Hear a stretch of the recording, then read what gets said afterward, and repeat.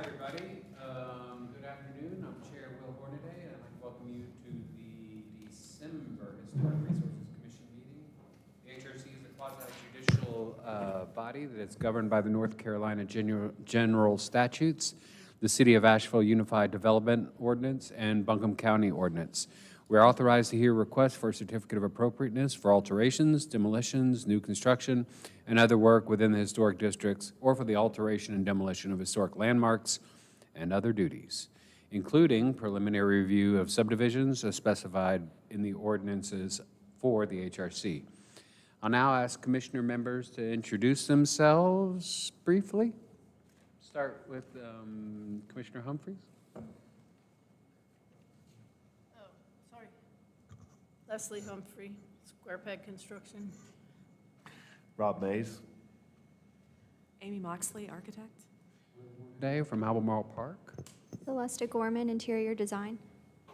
Shannon Watkins, real estate broker.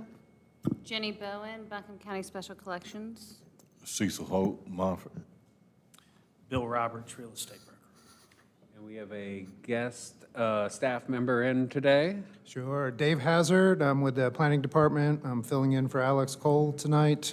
My title, I'm an urban designer, interim division manager for long-range planning and urban design, and that's where the preservation division is housed under. So bear with me tonight. And Janice Ashley, legal advisor to the HRC. Hey, I'm Logan Smith. I'm running the broadcast. And it's new, it gives us new capabilities, right? Logan, tell us about the new capabilities. Yeah, we are able to broadcast hybrid meetings. In the event that a meeting is hybrid, some of the, I don't know what's going on here.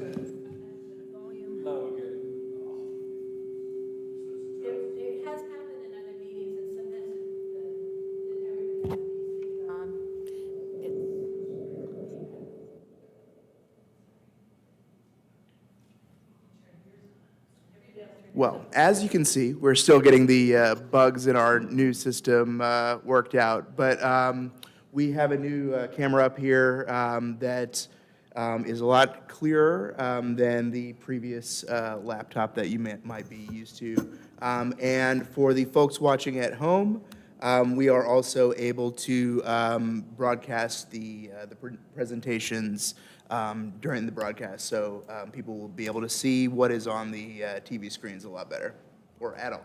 That's great, Logan. Thank you very much, Logan. That's going to be great, and I'm sure close-ups of us are going to be well welcomed. We'll now consider the minutes from last month's meeting of the HRC. The meetings include finding of fact and conclusion of law. Are there any corrections? Is there a motion then to approve? I'll make a motion to approve the November minutes. Is there a second? Second. I heard Rob first. And let's have a vote. All in favor? Aye. Any opposed? Okay, that carries. We'll now begin the evidentiary hearings for the items listed on the agenda. As a quasi-judicial proceeding, the HRC is not setting policy, nor are we soliciting public opinion on the desirability of an application. The HRC hears and considers evidence presented and applies the standards set forth in the standards for the specific historic district or landmark of for that application. The HRC must make its decision upon competent, material, and substantial evidence to determine the facts of the hearing. The HRC will use judgment and discretion to apply the standards contained in the relevant standards to the facts. The commissioners in voting for an item will not have a fixed opinion, not susceptible to change, have a conflict of interest, or have engaged in ex parte communications regarding the application. So now we have some rules for speaking. This meeting is open to the public, but participation is limited to interested parties who wish to provide comment and testimony. If you will be speaking as a witness tonight, Please focus on the facts and how they relate to the relevant historic district standard, not preference or opinion. Witnesses must swear or affirm their testimony at this time. I'm going to administer the oath for all individuals who intend to provide witness testimony. So if you're going to talk, let's stand up real quick. Raise your right hand. And do you solemnly swear or affirm that the information you present during the hearing for a certificate of appropriateness or preliminary subdivision approval before the Historic Resources Commission shall be the truth, the whole truth, and nothing but the truth? All right, thank y'all. Y'all can sit down. Now we're going to move on to our first public hearing item. And our first thing we're going to do is vote to push back 52 Cumberland till January. Is there a motion for that? Make a motion to continue. Do we know the January date? January, the second Wednesday of January, 2026.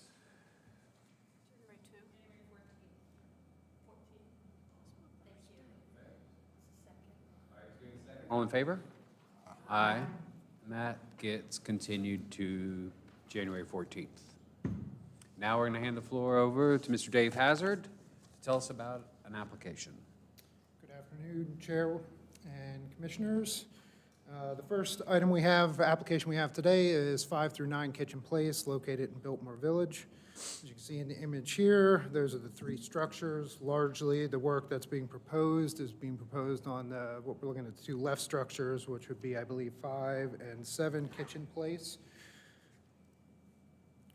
The proposed work consists of replacing the green awning that you can see in the image here with a new black awning, repainting the existing sign with black, as you can see below, minor repairs of the existing storefront window and repainting it the green color that you see existing there in the other storefronts, and replacing the door in this area on this facade. And there's some additional work on the back side of the building that we will talk about in a moment.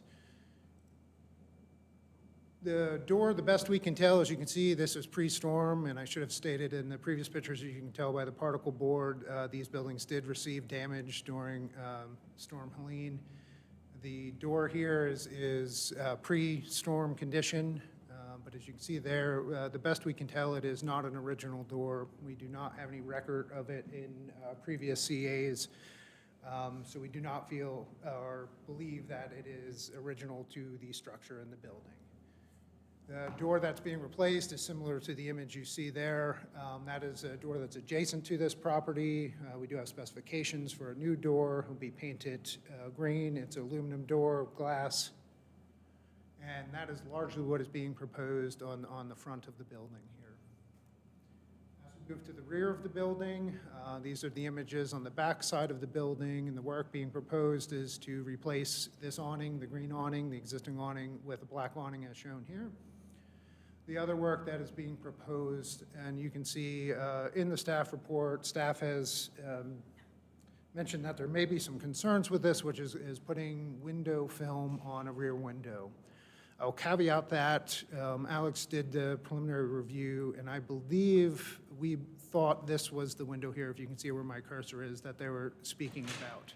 In the staff report, you can see her language is talking about being a shop front and so forth. The window that's actually being proposed is back over here that you can see, and better in this image here. This is what's being proposed for that window film. So I believe it's a little different than what staff had initially wrote in their proposal as far as window film. My understanding is we thought it was the other window, so that is a correction to the report. That is the bulk of the work. I'll be happy to answer any questions. Staff does not have any real concerns with this proposal. We feel that it is consistent with the adjacent doors, and the canopies obviously are existing today. It would just be a different color. So staff does not have any noted concerns with this application. Any questions for Mr. Hazard? I've got a quick question for you. There was a film talked about for that front window, but I think it was different than the one that was talked about the back. It was more, but is that just sort of a, or do you want the applicant to speak on that? I'll let the applicant speak that. It did say it was translucent. I did note that as well, but I'll let the applicant talk about that. Okay, great. All right. Let's have the applicant come up and tell us about their project. Introduce yourself and tell us a few things. Hello, my name is Tracy Moore, and I am with Tailored Brands, and I'm the designer for the Joseph A. Banks store at 7 Kitchen Place. I do have Benjamin Mitchell with me, who's the landlord representative for the building. I just wanted to clarify the front facade, so not the image that we're looking at here in the back. You can probably scroll it with that. There you go. Okay, so the window film on this window here. You may have to speak a little bit closer to the microphone. It's just you have a soft voice, so. Sorry. They don't carry very much well. My family doesn't say it's a soft voice. Okay, so the window here, the window here, and there's a window on the side, and then this side light right here. We're proposing to remove the dark window film, it's a UV film, and replace it with another UV film that's crystal clear, just so you have better visibility into the display windows and then into the store. However, on the back elevation, we just have this one window here. It is the window to the back of our house, so it has the tailor equipment, it has shelving and hang bars.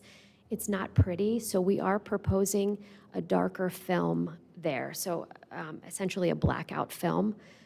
And so that's on both windows, the small window by the steps on the lower left and that rear entrance, not entrance, but staff entrance.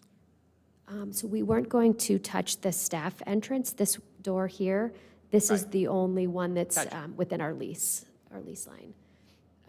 Right now, when I just looked at the window, the dark film prevents the view anyway. So if you really wanted to look in, you have to put your head right up against the window. So I don't think that a blackout film would be any different visually, but it would provide some protection of looking in. And then there is a window behind the fence there that is on the other side of our back of house. And I don't think a customer would see that anyway. So we're proposing blackout film there as well. And then here, let me, Wait, but just before you move on. Yes. So right under that canvas, that larger window, right now, it has a film on it already. it does. That's like, It's like a dark UV film. and this would be a black, totally a solid film? It would be an opaque film. We can try to make it look similar, the reflection similar to what is there now.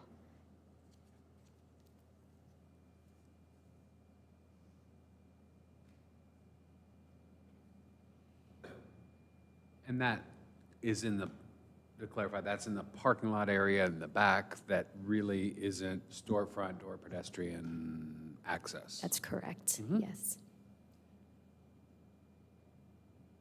And then I wanted to point out, we're repairing the muntins on this window here, and I believe there's some damage on the side as well. All of the trim within this facade here is brown, so we're proposing to paint that to match the green that's existing pretty much everywhere else in the building. And we found this Conair finish that will be the finish on the brand-new door. And this matches exactly, or super, super close to what's there as well. So I could email that to you to include in the report if needed, so that you have a record. That would be great to send that to Ms. Cole. Any questions for Ms. Moore on the application? Oh, Am I on? well, okay. Let's hold on for just a second. Wait, I need to open the floor for public comment real fast. You can go ahead and, or I'm going to open the floor to public comment. Is there someone who'd like? As a landlord representative, I wanted to talk as well. So, I think you can have a seat if you want. Yeah. Hey, good evening, everybody. Good to see you all again. It's been an eventful year down at Biltmore Village, as you all know. This particular building that we're talking about, for the record, is number 7 Kitchen Place. It's a strange arrangement where the black awning on the left of the image here leads us up to number 5, which is upstairs. But because of the single point of entry on the front that Ms. Moore was speaking to, that is number 7. And then on the right-hand side, that is number 9, but it's not part of this application here and today. Number 7 in the center of the image with the plywood over the doors was constructed circa 1970. That had been, as I understand, a bakery or something of that nature long ago, and then it had burned down. And you can see the differentiation between the brick material maybe not being to standard with what was there 60 to 80 years beforehand. This particular site underwent a renovation circa 2013, and that's when, from my understanding, the door under number 5 went to this Conneer door that was referenced in the applicant's presentation. And I do believe that this meets the standards, as well as supporting the differentiation between the historic aspects of this building and with the modern storefront in these portals. So I do hope that you will look favorably upon the application, and I'm happy to answer any questions you may have for the landlord. Any questions for Mr. Mitchell? Oh, I just wanted to know about the glass door and how you didn't want to make it any more historic looking, but more like a commercial storefront door. Yeah, so on what I understand the applicant is asking you all to do is to more or less match the door under the black arched awning there with an aluminum more type frame, and that would be congruent with what's already on the site. And I do believe they're retaining the windows that are now covered with plywood there and making necessary repairs. Yeah, I understand what's And there. as to the rear of the building, that is very far from the public right-of-way, roughly 60 to 80 feet, I would estimate, and there's no sidewalk in that area. And I understand that that parcel is now under contract, and you all may be hearing something about that from the buyer if that sale is consummated. So I could definitely foresee in the next year or two, the 2 windows that the blackout film was mentioned for being occluded almost entirely from the public right-of-way. On the rear of the building is what we're talking about? Yes, sir. And again, it's sort of a strange setup here, but there was reference made to staff entryway. That actually leads to my office. So No offense. That's okay. Executive suite. Yes, It's the good to, and president's the customers sometimes struggle with that over the years. We had a no Joseph Bank entry sign put up there, but all kidding aside, there is that fence line there that covers up the dumpsters, and there are 2 doors at the rear of the site to allow for access to those facilities, as well as for deliveries of freight and things of that nature. So we're excited about it, yet another investment into bringing the village back, and these folks are moving along quickly and hoping to use today's proceedings to establish a timeline for reopening. Thank you very much. Any other quick questions for Mr. Mitchell? So the store is open now? No, it is not open. It's down to stud walls and bare floor. So we're trying to get it there, but we do have many other businesses in the vicinity that are coming back very, very strongly, and we're very grateful for everything you all did to support those efforts. We're happy for you. Thank you. Very much. Any body else here to speak on this item?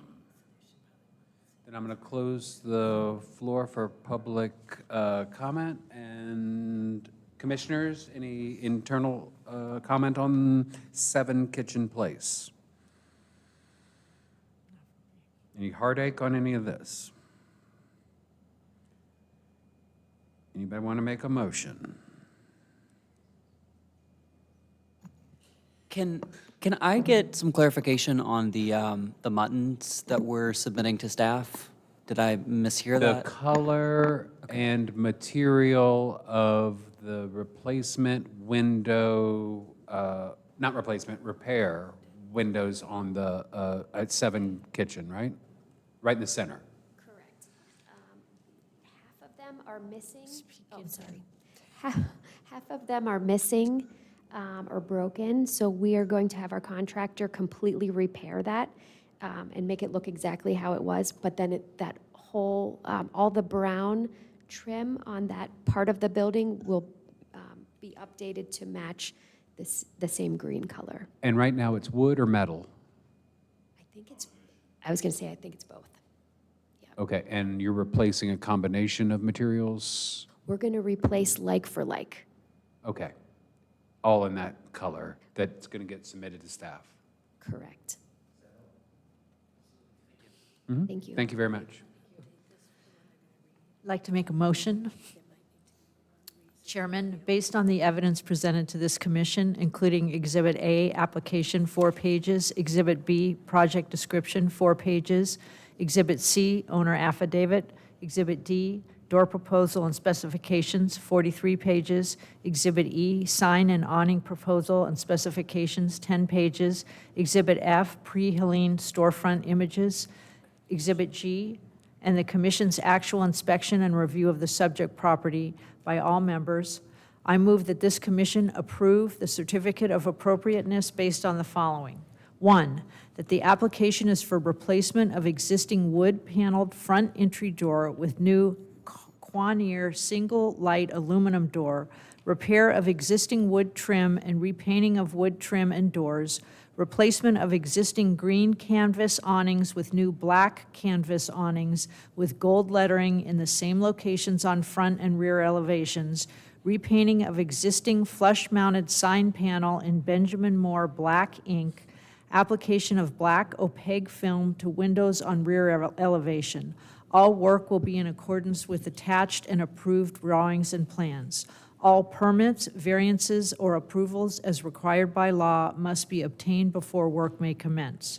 2, that the standards for general guidelines for rehabilitation found on pages 5 through 10 of Book 2, Chapter 2, General Guidelines for Rehabilitation of Commercial-Type Buildings on pages 11 through 16 of Book 2, Chapter 3, the guidelines for signs on pages 35 through 42 of Book 1, Chapter 6, the guidelines for color on pages 43, 44 of Book 1, Chapter 7 were used to evaluate this request.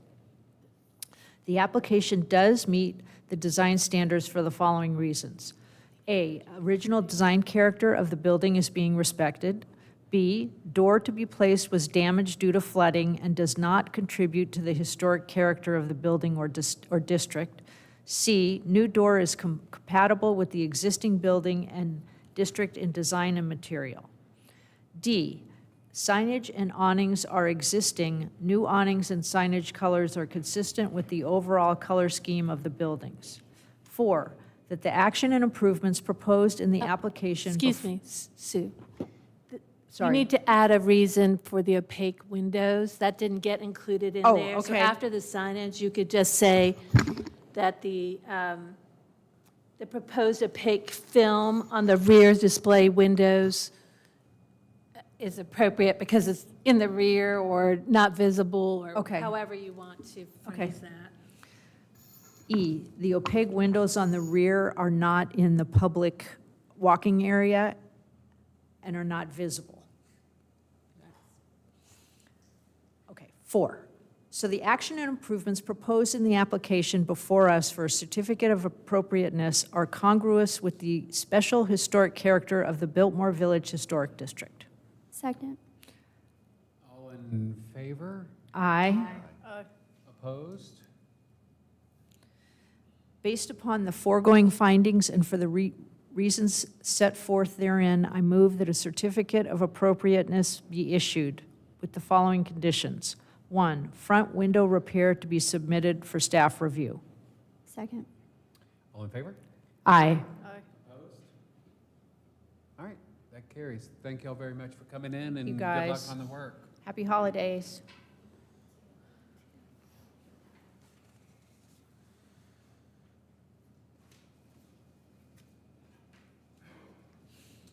All right, our next item is 15 Pearson Drive. It is located in Montford. It is a two-story structure from the early 20th century, single-sided dwelling, approximately from 1917. What is being proposed on this is in the rear of the structure. As you can see here is a deck, porch, and, well, a couple decks and a couple porches.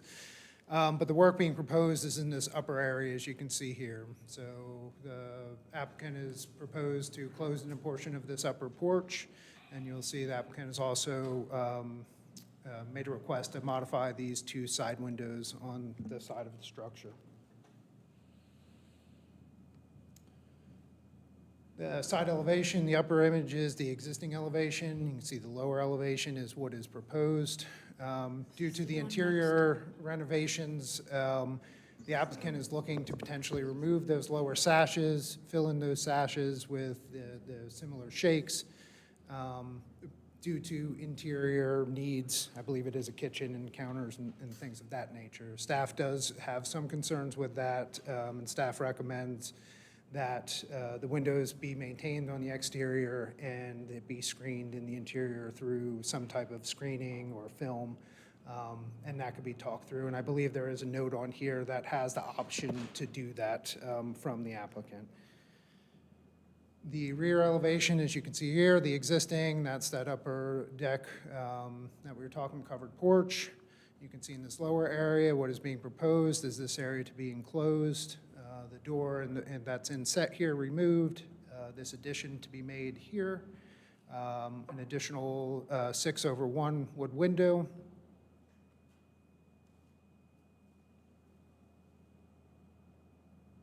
One of the other comments that staff had in the addition here in this deck, as you can see, and go back to the image here, that these posts are a fairly dominant feature in the way that they are and the way that they read in the upper and lower deck. So one of staff's recommendations as possibility in this addition would be to try to maintain those posts in some way or recognize those posts to recognize the old condition, the existing condition, and to have it in the same language as that lower porch. And that was one other item that staff had concern with. Does that just apply to the posts, or does that the frame of that screened-in porch, sleeping porch, sorry? Not sure I'm following the question. The white frame around those posts? Right, this here. Does that, is that included in the retention and to fill in a shake around that? I think that is the intention, and I believe the applicant can talk about it. I believe they had a conversation at the pre-application meeting in regards to this. They can probably talk in greater detail as to what that might look like if that were desirable and agreeable. I guess that would mess up that window that's going to all of a sudden arrive there. See, yeah, there's the window would come in this area here. Yeah, And okay, maybe- we'll hold off on that. Thank you. Sure. The other thing was just some questions on the specifications for the window, but we just need a window specification. What is shown over there is a 6/1 wood window, which is fine. We feel that is in character with the existing structure. That is all staff has. Generally, staff does support this with modifications retaining the lower sashes and potentially recognizing or incorporating the deck railing and post structures. If you have any. Mr. Hazard.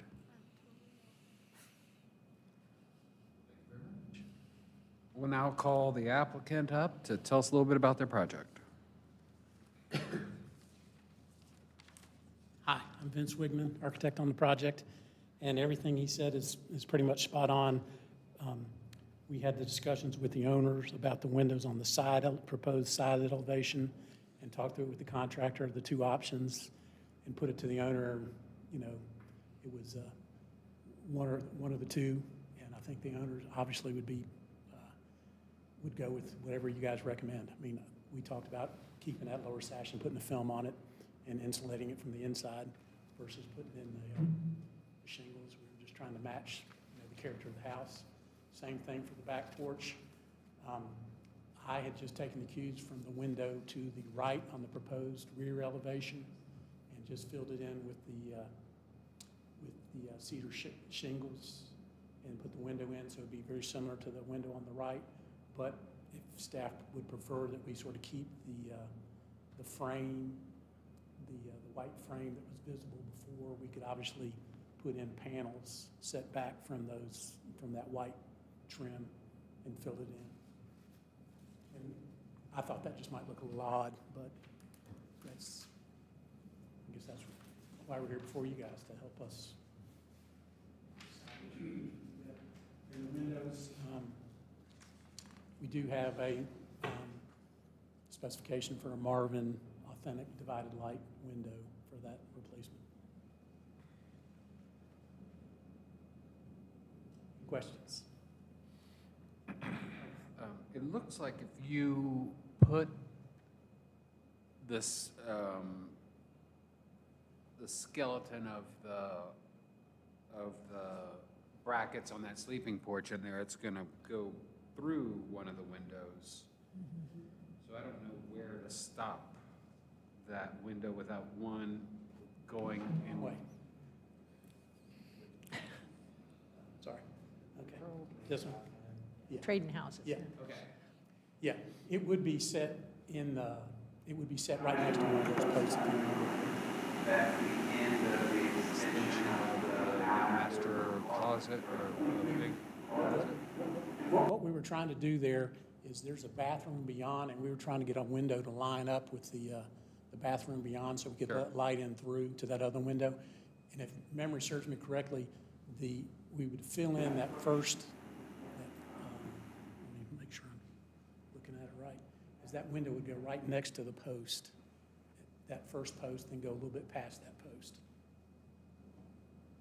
So if I count 4 posts there, how many are you leaving?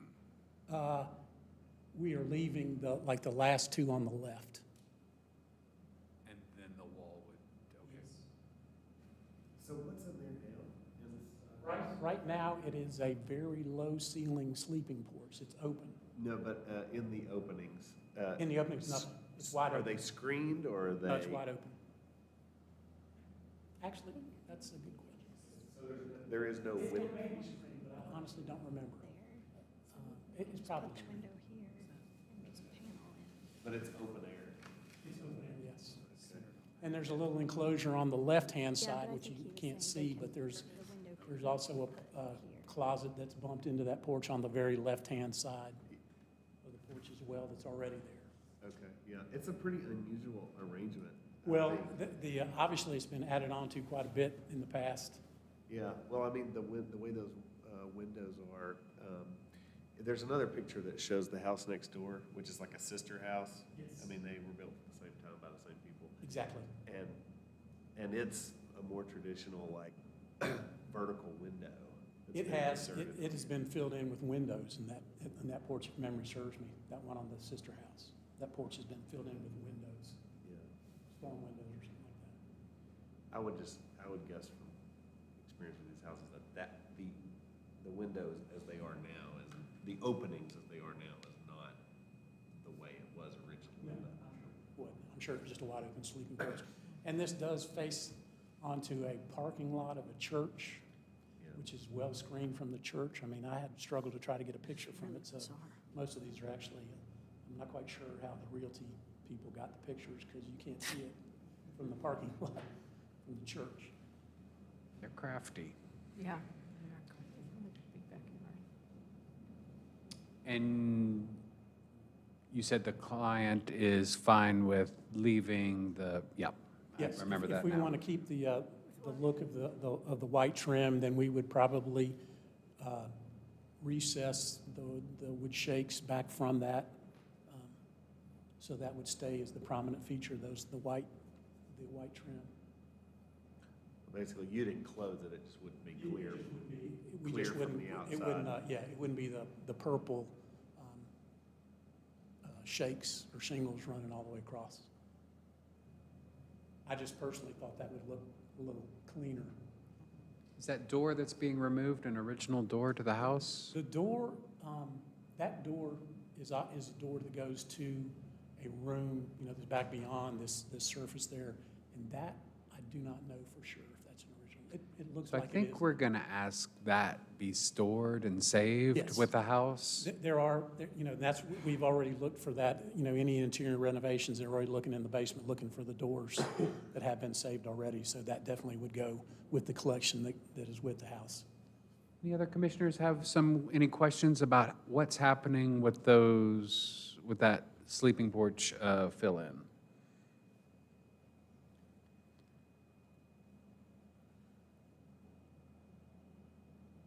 So right now, you're leaving the two left columns, taking out the third on the, and the fourth. Yeah, that sort of the fourth one is sort of attached to the wall. It's just trim on the wall at the corner. And that shingling is going to wrap around that corner, or it's going to have a wood post at the end? At the end, if we're trying to keep the, It would wrap. it would probably wrap like the existing corners are wrapped in the cedar shingles.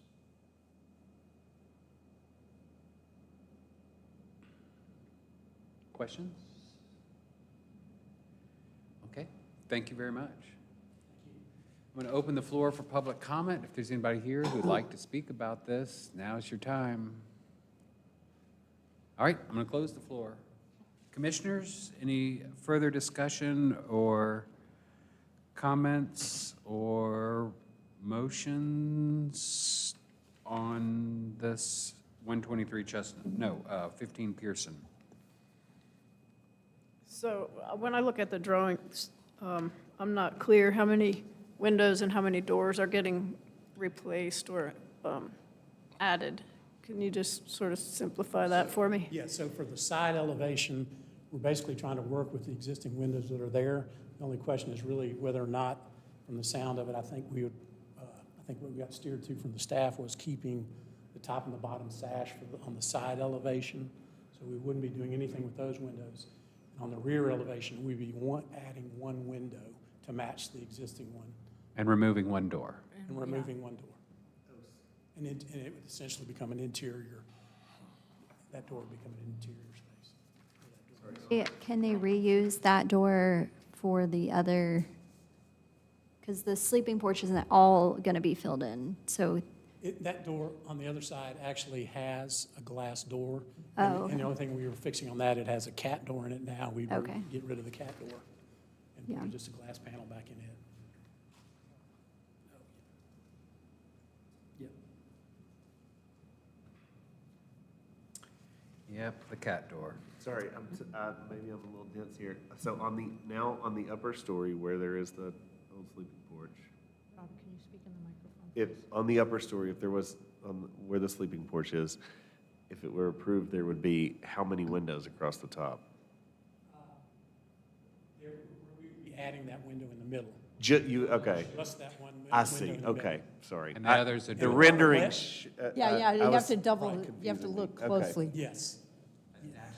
And with the cat door That's notation. an existing door where we'd just be fixing that. And to the left of that door is an enclosure for a closet that's intruding into that sleeping porch as well.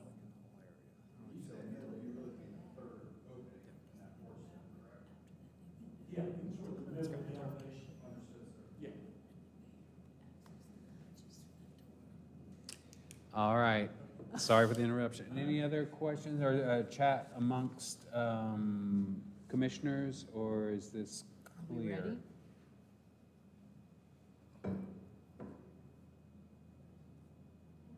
said what we're actually I'm not sure what we're voting on. deciding We're, on the back. as shown, on the rear elevation, we're voting as what we see. On the side elevation, we're voting for the existing. Yeah, and I'll tell you on the drawings, it sort of got cut off, but both of them basically said the option of doing, Yeah. what staff had recommended. So what we're seeing on the top left is being approved, but with some masking of the lower sash, which doesn't apply to us, really. From the inside. Right, windows are fine. And then on the rear elevation, we're looking at the lower right at the proposed of one new window, keeping an existing window, removing a door and storing it in the basement, and leaving the end column and the second column as they sit, which is in the drawing. But it looks like a It does. side light of a door, if I'm Yes, be it picky does. about things. Does that make sense? Down the line? Sure.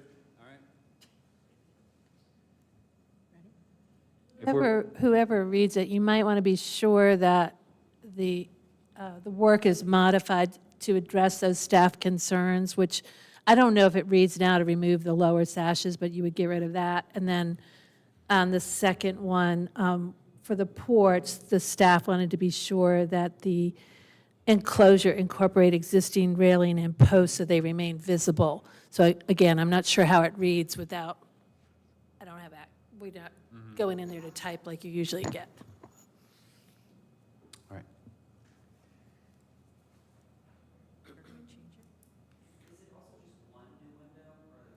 One. Just one. And a storage of the door, yeah. You can put that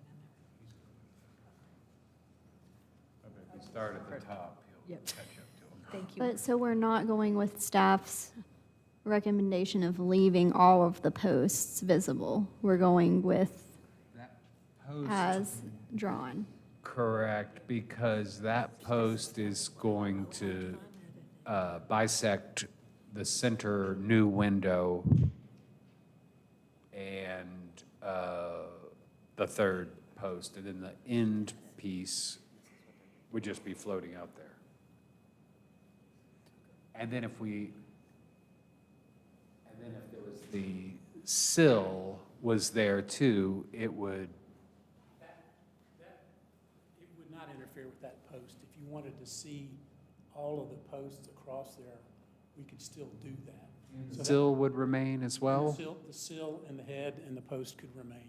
Then I think that would be prefer, is that? Yeah, I think that's what was recommended. Okay, So so, all the columns on the sleeping porch will remain as with the framing of Trim around the, Yeah. even the vertical trim? it. It can. Okay. so that, okay. Thank you. So you put that, I'll start anyhow. Drew, did you get that? On the sleeping porch. And framing of the And the- opening right. are going to be, remain.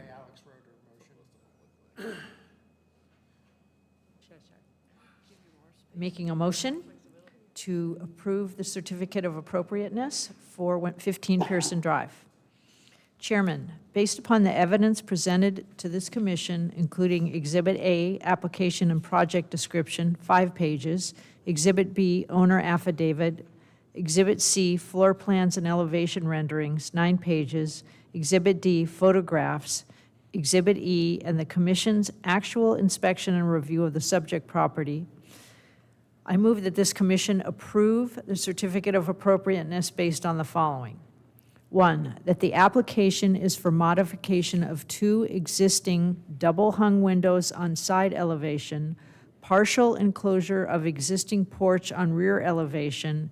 Enclosed area will have 1 new wood 1/1 double-hung windows and wood siding and trim matching existing. All work will be completed in a... 6/1? It says 1/1. 6/1. Got to change that, Drew. Good, thanks. With 1 new wood 6/1 double-hung windows and wood siding and trim matching existing. All work will be completed in accordance with approved and attached drawings and plans. All permits, variances, or approvals as required by law must be obtained before work may commence. 2, that the standards for windows and doors found on pages 85 and 86 and porches, entrances, and balconies on pages 72, 73 of the Montford Historic District Design Review Standards adopted April 14th, 2010, and amended December 11th, 2019, were used to evaluate this request. 3, The application does meet the design standards for the following reasons. A, existing windows are being retained and preserved. B, porch enclosure on the rear elevation and enclosure is designed so that the historic character and features of the porch are preserved. C, new window will be wood. 4, that the action and improvements proposed in the application before us for a certificate of appropriateness are congruous with the special historic character of the Montford Historic District. Second. We have a second. All in favor? Aye. Anyone opposed? Based upon the foregoing findings and for the reasons set forth therein, I move that a certificate of appropriateness be issued with the following conditions. 1, manufacturer specifications for new window will be submitted for staff review and approval. 2, existing door being removed will be retained and preserved on site. Second. All in favor? Aye. Opposed? That carries. Thank you very much, Mr. Wigman, and Alex will reach out to you with those things she needs sometime. Our next item is 123 Cumberland Ave. This is for a new accessory structure and some site work. The existing house Portland or is Chestnut? in 123 Chestnut Street. It's Okay. an early 20th century stucco house. So what is being proposed, one thing to note here is you can see the location of the house, how it fronts on Chestnut Street, but also has Cumberland Alley that comes down the side. Your note where the accessory dwelling or accessory structure being located would be accessed off that Cumberland Alley. This is the site plan here. As you can see in the upper existing conditions, where the house is located, where there's an existing parking pad, and then what is being proposed down in the lower location here is a accessory structure. There would be a brick walkway from the primary structure to that. There would be a retaining wall in this area here. The existing parking pad would be retained. There'd be shrubs around the foundation. On the back side, I guess the north side, there is a mini split unit that would be screened by the shrubs. This is elevations for the site, asphalt shingled roof, wood shake on the upper, painted pebble dash on the lower. The windows would be wood but aluminum clad. The doors, including the garage doors, would be wood. The foundation would be a stone veneer. The structure itself is approximately 1,000 square foot. The existing structure, the main house, is approximately 2,000 square feet. One concern that staff has noted in the Montford guidelines, when it talks about new accessory structures, it states that they should be no more than 30% of the scale of the main house or the square footage of the proposed, the proposed square footage of the new structure is approximately 50% of the main house. So that is one concern staff noted. I did a little more digging since the staff report was written after reading the, talking about massing and scale of the house. So what I did was quickly on JIS just did a footprint of the main structure and a footprint of this as opposed to the square footage calculation, just to see where that falls from a massing perspective. And what that showed was the main house, I believe, was about 1,700 square feet from a footprint standpoint. And again, that was including porches and everything, again, mass.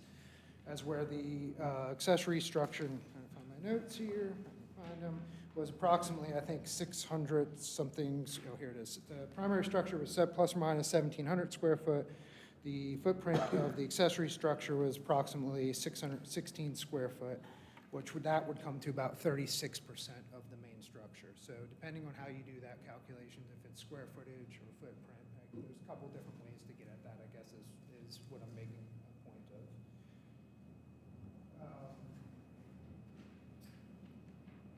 The other items that were noted for concern was just a little bit additional information on the retaining wall. There's not a whole lot of information on that retaining wall, just that be provided. if this were to move forward. Let me see. I think that's largely, staff otherwise does not have any major concerns with this. I think the main concern was the scale in comparison to the main structure in that guideline, providing manufacturing specifications for the door on the south elevation and for the light fixtures, and for dimensioning the proposed retaining wall. Those are last two items obviously could be submitted to staff after the fact. Any questions? Any questions for Mr. Hazard? The main entrance of the accessory dwelling unit is on the alley, or is it to the backyard facing the back of the original house? Where's the entry? It's to the alley. The driveway? The doors? The entry to the house. The applicant can speak to this, but I believe the carriage doors are to the alley, and the south elevation there is towards the house where the brick walkway would be attaching to. The porch side is to the house. So the address is still Chestnut, or is it the alley, Cumberland Alley?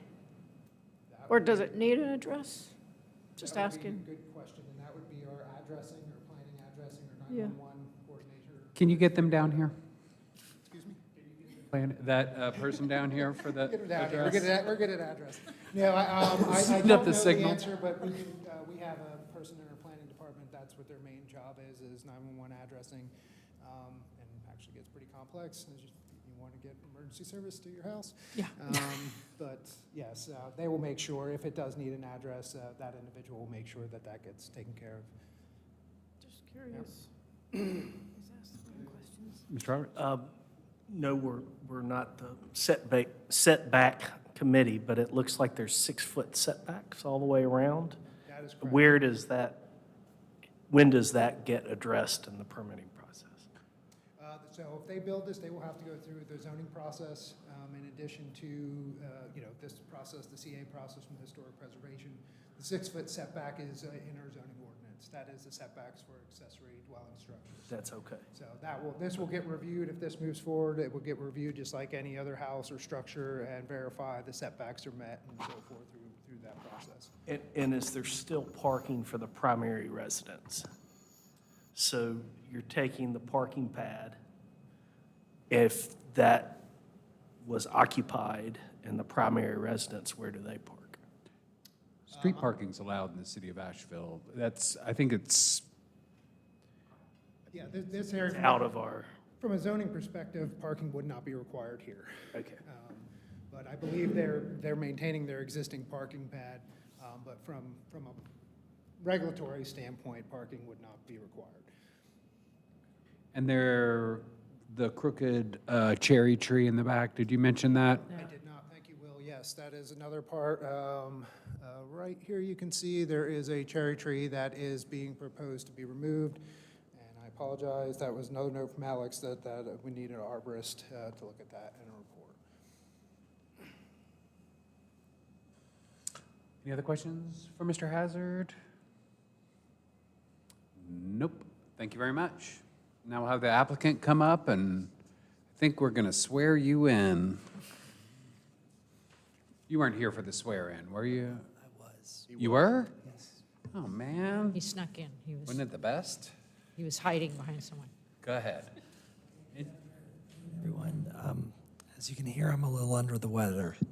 I will try my best to answer everyone's questions. Tell us who you are first. My name is Donald Nicholson. Okay. I am the representative of Nicholson and Son, which is the design builder with this project, and I am a neighbor of this project. So tell us about how this is 30% of the building. So I believe that there are, the definition of 30% is based on massing. The city of Asheville has a specific, well, I say three things on this. One, square footage, you have to define whether you mean conditioned or non-conditioned. So the first floor is a garage.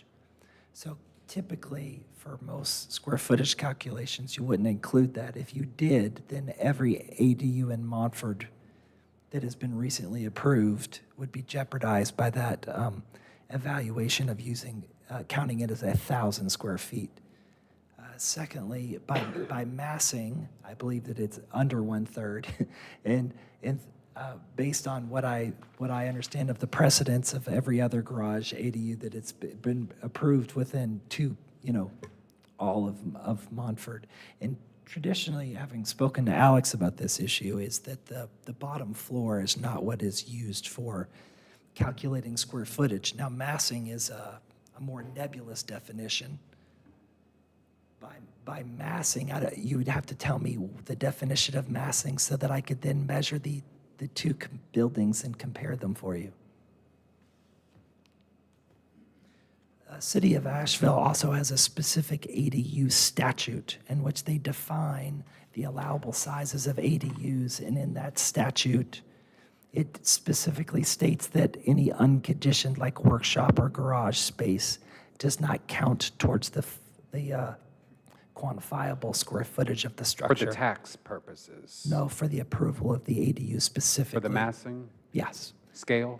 Yes. Now, well, not massing. So City of Asheville doesn't have a massing requirement. That's HRC. City of Asheville has their own statutory rules for they have the whole specialized ADU subsection that has its own ordinance rules. So the UDO does have standards for accessory dwelling units, and you're absolutely correct. They do not calculate the unconditioned space for the 1,000 square foot. So you can do essentially a 1,000 square foot over a garage, for instance, and still be under the UDO's standards for accessory dwelling units. Now, that is from a zoning perspective. Of course, you have preservation guidelines, which, are their own thing. But from a zoning perspective, you're absolutely correct, yes. So this is a using the histor- word scale instead of mass, like it's in the standards, is that different?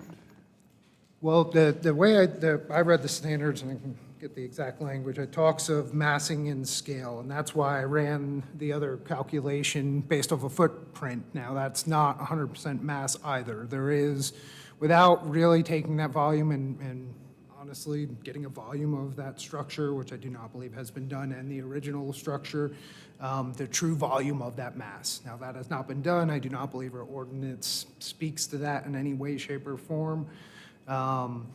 And that's why I felt and did the square footage. I thought that was a little closer to a more appropriate looking at least how much space that structure occupies. Now, that still doesn't really get to the true mass definition, because you would then look at the volume, which you would have to model that out and get the volume of the actual structure if you really wanted to get to that mass, and do the same thing to the existing structure, I would imagine, to get a true comparison of mass. I want to say, is this an area where we have a relatively recent, is this an area, was this standard amended sometime recently? I want to say, since I've been in the neighborhood, it was. Are you talking from a zoning perspective? No, the standards in the I feel like it was, because I know we've had the conversation, and what I was going to say is we might have an ordinance that talks about ADUs, but historic district is an overlay. If there's a more onerous standard, and then it's the one that you would be looking at. Now, I don't know if we have a definition. I feel like there was a point where we wanted to get a better definition. Definitely there was something about the 1.5 story, but did we ever get to a more clear definition of how we calculate mass and the comparison? I'm just looking at the executive committee, because I feel like it's come up before. Of the building, of the ADU? It's 24 feet. And the primary structure's height? I don't know.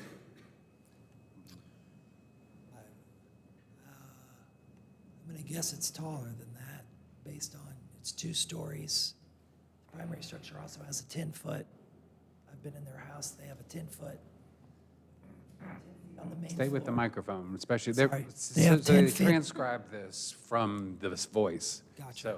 So, I have not measured the height of the main structure. However, I will tell you that if you look at the image, which I don't know if I can change it here, the foundation of that house it probably sits up 5 feet. They probably have a good 8 steps into their house, and then they have 10-foot ceilings on the first floor. And given that that structure is also wider than this structure, I'm going to confidently say that that structure is taller by how much, I don't know, 6 to 8 feet. It's a big house from the street because of the way it sits elevated, and then it's that porch. It doesn't look like a small house. I mean, it doesn't, to me, just from the Looms up there. and from your site plan, it doesn't seem to me to overwhelm it. And I tend to agree with you that I'm thinking about some accessory dwelling units that have been built in the neighborhood in the last 10 years, and I'm struggling to see how they could have complied with that 30% rule if the first floor was covered. I also struggle to see how they comply with the 1.5-story requirement. I guess it's only a half story if the roof, and if it's,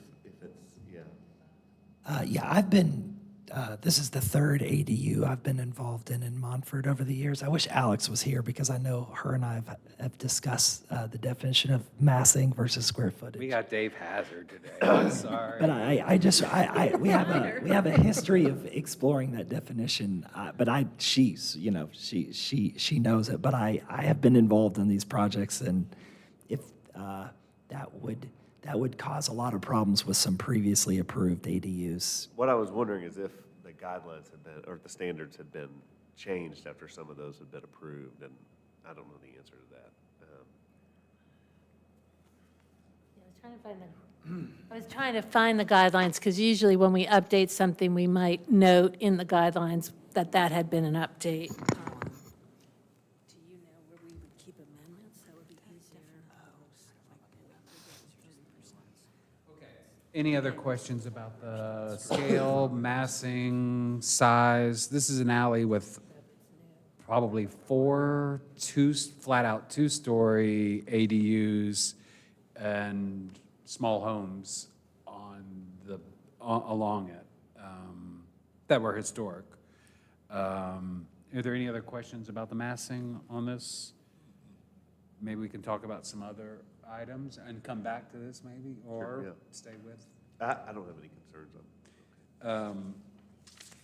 My question for you is that, are those doors painted on the garage doors?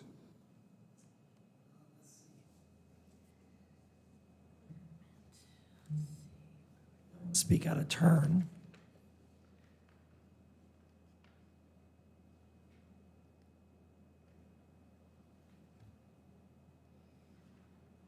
The application, we have to state that information, so I don't want to contradict my own application. Maybe that's something you need to get with staff with, and just to specify whether that's going to be wood or painted for those garage doors. Because you're probably also going to need to get with staff and submit a minor work for, are you going to have any lighting on this structure? Yes, and that's,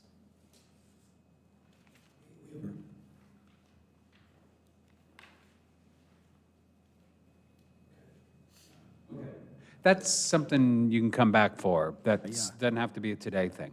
like come back for or staff review. Staff review. It's a minor work. So it's I staff think last review. time it's a minor work application to come back unless you have it ready today or you want to kick it a month. No, I believe staff review. Yeah, I means- believe the way Alex had left it, there's a lot of specifications that are in the folder, and we can pull them up and go through them. I'm trying to find the answer myself. What Alex had stated in her staff report would be follow-up with the manufacturer specifications for the door on the south elevation and the light fixtures. And I believe that could be staff review and Okay, approved. okay, I didn't see any light And the other one is the retaining wall, just more information on that retaining wall. And is that AC unit attached to the wall, or is it down in the shrubs? It is attached to the wall. As you have it, okay. That's not a porthole window. Yeah, the potential retaining wall, I would say, would it be 18 inches at its tallest point? That gets a little bit into the existing parking pad and what City of Asheville Development Services requirements they may impose upon us. If they impose none, there will be no retaining wall. If there is to be a retaining wall, it would be a triangular tapered wall that would be 18 inches at its highest point that tapers to 0. 18 inches Correct. at the height. The depth of the parking pad, which I'm going to guess is 12 feet.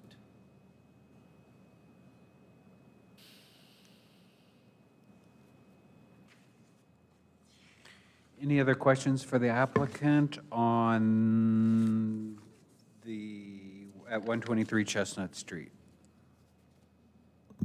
Can you guys, can you talk a little bit more about the tree that's being removed and what that situation is? Yeah, there's a cherry tree that the footprint of the tree is actually far enough away, but it's a cherry tree, so it's sort of growing at 60 degrees across the yard. And so it would literally hit the structure, the roof of that structure, even though the actual roots of that cherry tree are pretty far away. It doesn't go up and down. It's a, what do they call them? It's a mountain cherry, if you know what I mean. So the cherry tree would crash into the roof line? Correct. I believe we submitted And it. you're going to get with Alex on what that replacement tree is going to be? Sure. We submitted pictures of it. I believe we should have submitted a picture. It wasn't to in it. our packet, I don't No, it think. wasn't. But that can be handled later, too. As long as it's on that approved species list. And the foundation is going to match pretty much the front building-ish, Correct. as are the brackets and railings. Correct. Is there any more questions for the applicant, or can he sit down and rest his throat? All right, you can sit down. Thank you very much. Thank you. I'm going to open the floor to public comment. Is there anybody here who'd like to speak on 123 West Chestnut? Seeing none, I'm going to close the floor and open it up to commissioners to discuss. Any talk about scale? Yeah, I'm a little confused because it sounds like what, Dave, what you said was 36% with your calculations? So, because Alex mentions 50, I think, in her. Yeah, and I think that just demonstrates the conversation that you're having with the confusion of what is massing. And the calculation in which Alex did was just looked at the overall square footage, unconditioned and conditioned square footage, and compared that to the existing house. And that's where that roughly 50% number came from. What I quickly did just on an aerial on their footprint, basically the roof line, so includes the porches and everything, trying to capture at least the square footage of the footprint. Still doesn't get the height, doesn't capture that. And that was about 36%, looking at the footprint to footprint. I thought that got closer to mass. It doesn't quite get fully to mass, but I think it was a little bit closer of a looking at how much space and volume that structure is going to physically take up.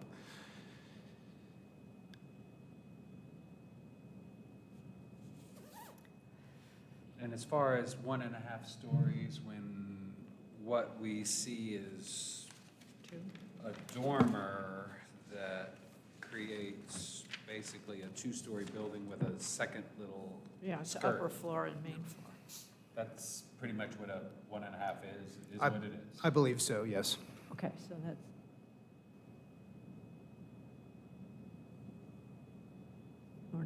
So you feel, staff feels that the massing is within the range of the standards? I mean, the standard says 30%. It's not 30%. Being not used to this meeting and what your normal, I think it's close to within the scale. But what the standard says, obviously, it's not meeting that black and white. Yeah, it literally says no more than 30%. And again, I think you would have to probably do some modeling to get that volume to truly get to, Yeah, if you I'd really like wanted to know to, what black and the- white, get to a volume or a massing, you would have to SketchUp or something, literally get a volume out of that building, which Is that staff's responsibility, or is that I the don't believe applicant's? we've ever done anything like that. That's not to say we can't do something like that, but I don't believe that's ever, not that I'm aware of anyhow, that we've got to that level of specificity or again, that is something staff could do, yes. I mean, I think, in my opinion, if I'm looking at that square footages put out on this new structure, like, I would not consider the garage part of the square footage, and when I add, or the porch, and when I add up all of the actual living spaces in this, it's only, I mean, I don't know exactly, but it's about 600 something, which is around 30% of what the actual home living space is. So I think that is kind of where, you know, what we're considering is actual scaling, like the livable area, the actual structuring, because I wouldn't consider a single car garage part of the square footage, in my opinion, if I'm. No, I hear what you're saying. It's just, it is in the building. Mass and scale are, It's tricky, and it's by its location alone, it's a tall, there's a series of tall Yeah. ADUs back there. And I don't think it'll look out of place Okay. there. That's but- important. And I'm willing to take staff's 30-ish% at face value, or as, that's how I'm feeling on it. If anybody else would like to I have no other issues with the structure itself.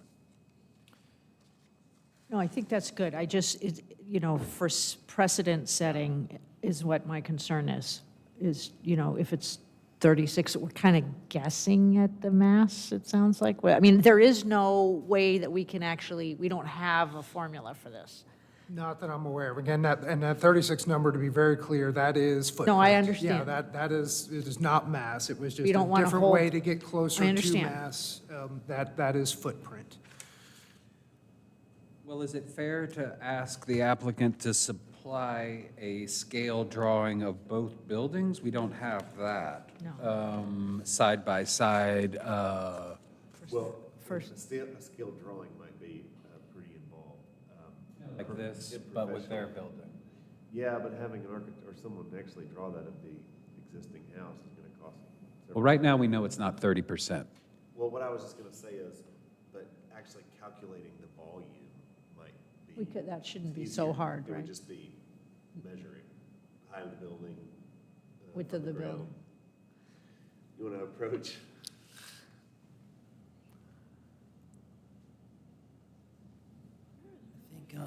I think massing, which I've gone around and around with Alex on how she defines it, I think that what might simplify this is he was using footprint, square footage. If we think of massing, note that the existing house is on a basement.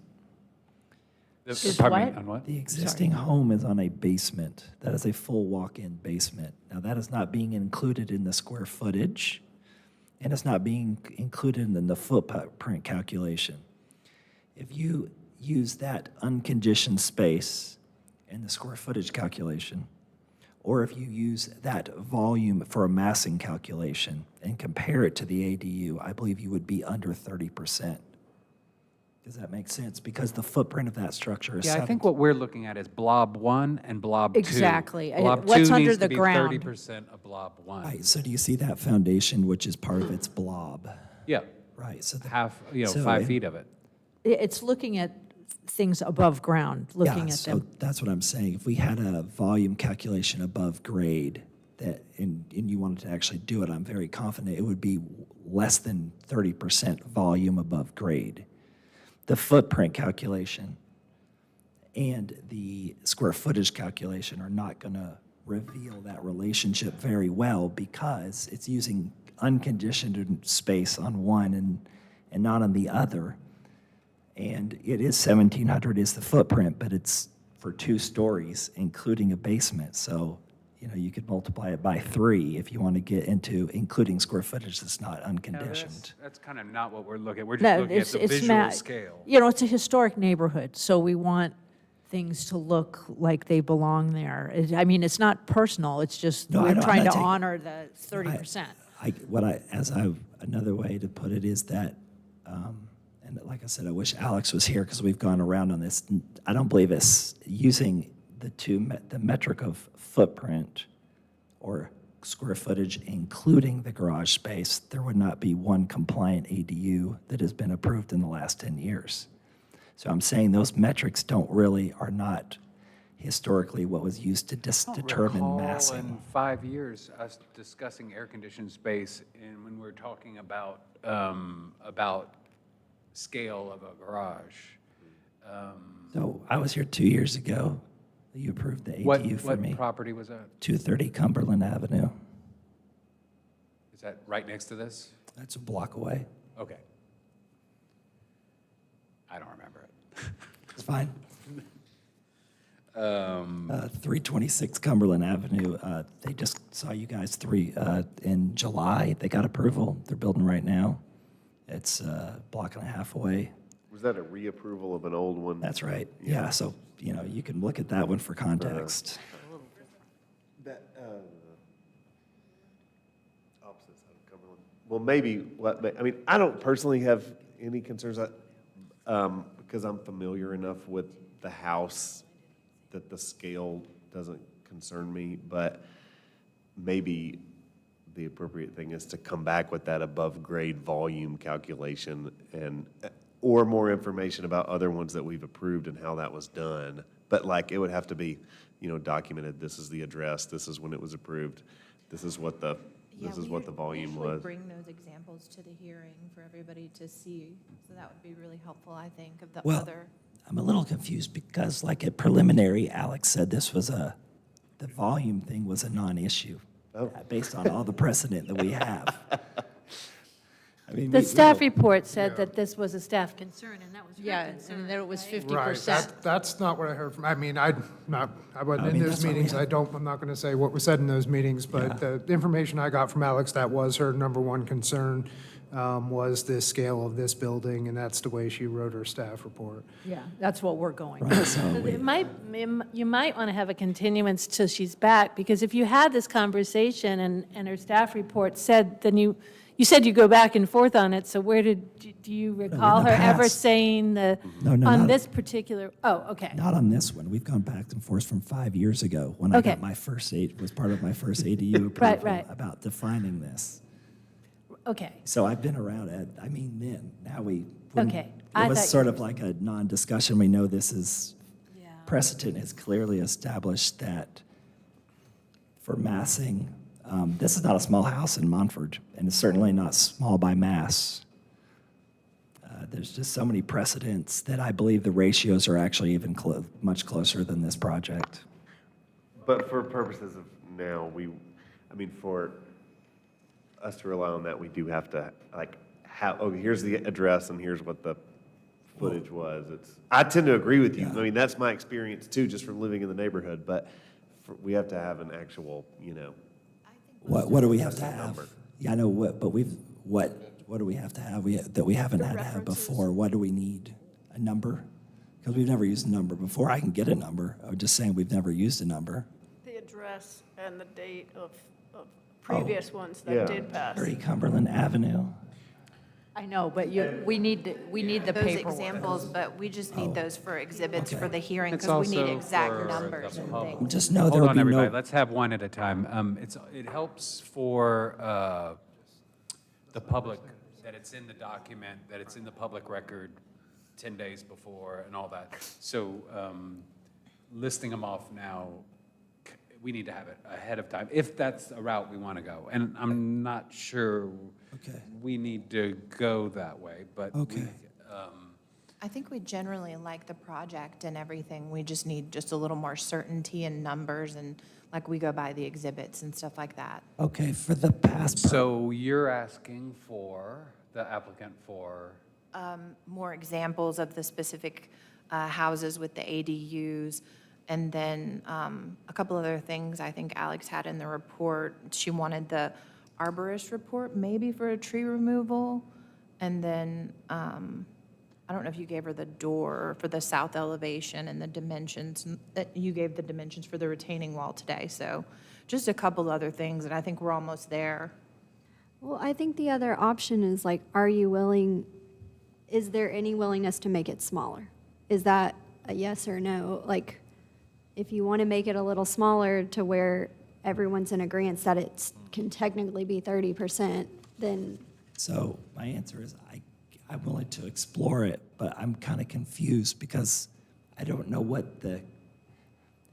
Like what we're actually going off of to get to Yeah, that. because it sounds like you're saying, let's have a calculation, and I'm like, okay, let's use a calculation for every past project. There was never used, there's no existing. No. What we have right now is a 50% mass scale and 36%. And how are you We're defining? told it has to be 30 or below. Right, By so, sir, but I don't believe that that's a mass calculation. Right. So we That's don't what- have anything but a And it is 36 and a 30, and you Which haven't would- given that's us what a we have to number. go off of, Right, because, and then if I go to all the past projects, they also do not have numbers no. associated I with don't them. think, do we need massing from the other? We just need the approval. What do we, right? So I don't know What what do I'm we want? I mean, providing. I'd like to know the massing of these two, your project. How do you define massing? I think the point is for you to come in, it's an opportunity for you to define it yourself and come in with a number. And maybe it's what we discussed, above ground volume, basically. And, Okay. and if it doesn't, It's definitely above ground volume. We don't need to know basements. I don't care about- yeah. But it is air conditioned, it could be porches, but it's the how that sits, is the mass of the building. And I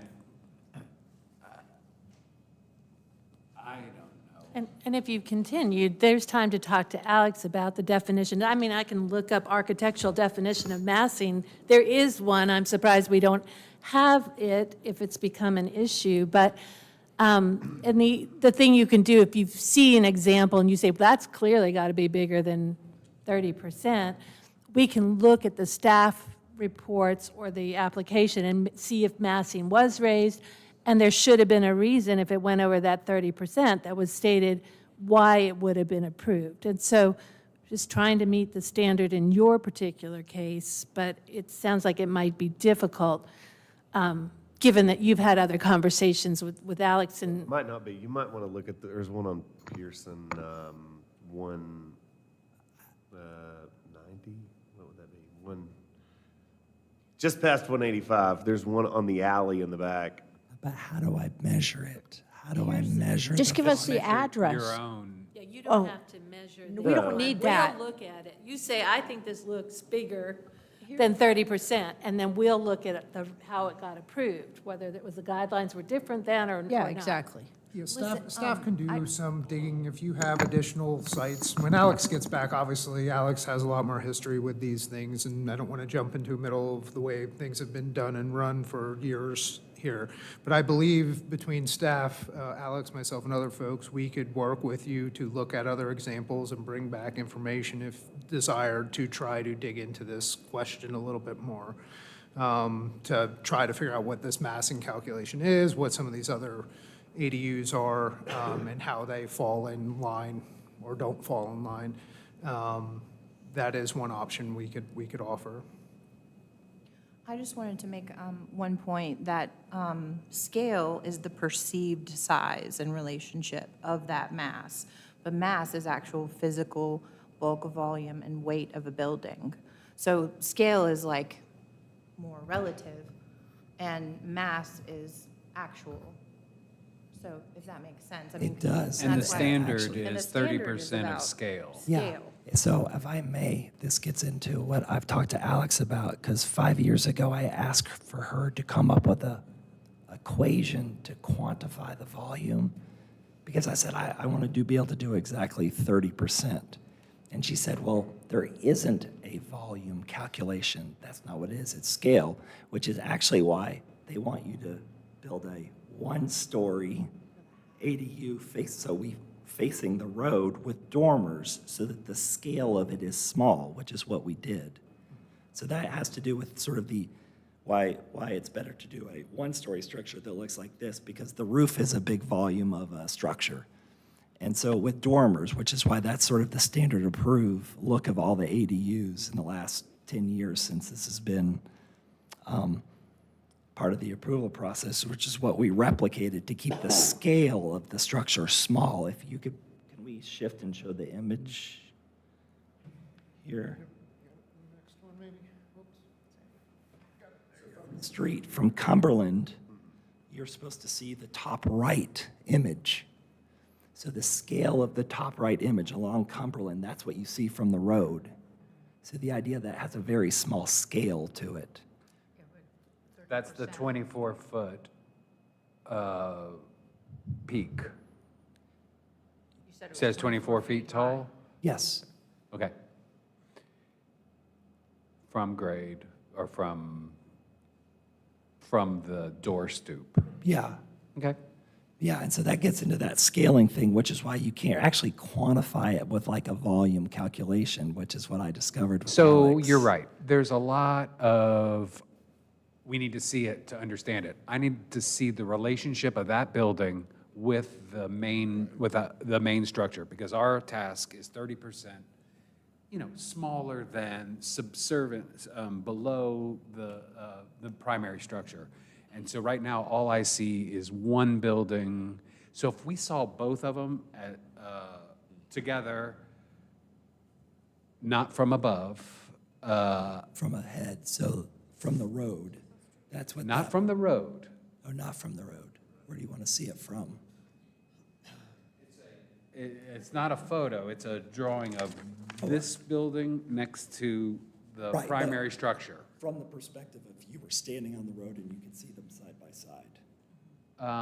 From the perspective of something that would never happen on the alley, where they're both sitting next to each other, like two neighbors, two neighboring properties. Am I explaining this? Elevation from the alley. You're talking about two elevations. Two elevations. From We the had alley. one. From the alley. Perspective, you want them all four, or do you want them from the road? Like I what you want it see? from the, I Front would like it. elevations. Staff can answer that question. I think what Mr. Hornaday is saying is front elevation, so he can look at, and Will, please correct me if I'm mischaracterizing this, scale drawings of a front elevation so they can look at the comparison, one-on-one comparison to see how big that ADU looks like sitting directly next to the existing structure. Is that what you're asking for, Will? Flat, straight on, and it could be a box. I don't need to see windows. I don't need to see all that. Just the box of the house and the roof outline. And I think that also helps. if, I think that would help, but that also is that is an expense for them. Correct. That they are not even working on that house. So I think if he wants to continue it and have this conversation with Alex as well involved, so that everyone can get more clarity, I feel like that's going to be, I know that's pushing your date out for construction another month. Is it pushing your date out? That's a good question. I just feel like it's also an expense for you to get someone, even if it's yourself and your time of drawing it, like those are things that also cost money and time. And there could be like, you could use AI or something. I mean, there could be cheaper ways of getting the drawing done. And then, I'm sure that staff could give you an example of the houses, the house and the ADU side by side that we've seen in the past to look at massing, because we have looked at this several times. I suppose you also could ask for a straw vote. So resistant to continuing it.